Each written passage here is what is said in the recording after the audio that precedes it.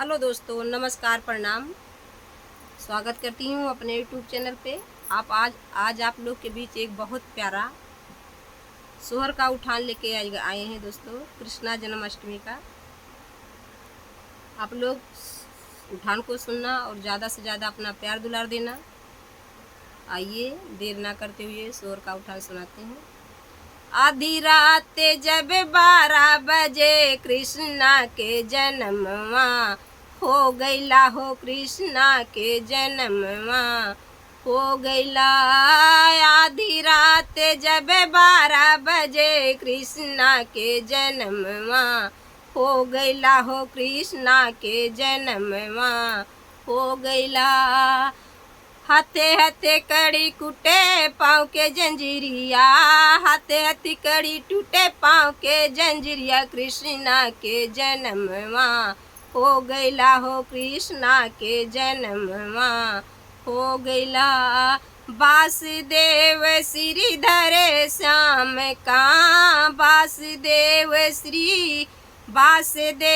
श्रीधर श्याम गोकुला के चलनवा हो गईला हो, गोकुला के चलनवा हो गईला। आधी रात जब 12 बजे कृष्णा के जन्मवा हो गईला हो, कान्हा के जन्मवा हो गईला।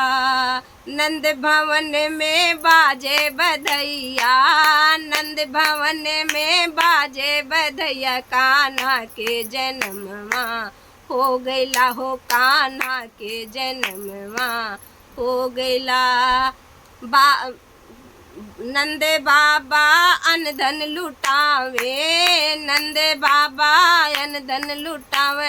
यशोदा के ललनवा हो गईला हो, यशोदा के ललनवा हो गईला।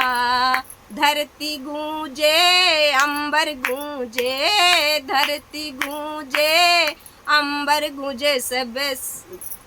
धरती गूंजे अंबर गूंजे, धरती गूंजे ए अंबर गूंजे। सब भक्त मगनवा हो गईला हो, सब भक्त मगनवा हो गईला। आधी रात जब 12 बजे कृष्णा के जन्मवा हो गईला हो, कृष्णा के जन्मवा हो गईला। आई खबर जब कंस महल में, आई खबर जब कंस महल।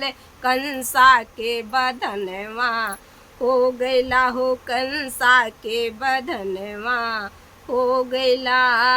आधी रात जब 12 बजे कृष्णा के जन्मवा हो गईला हो, कृष्णा के जन्मवा हो गईला।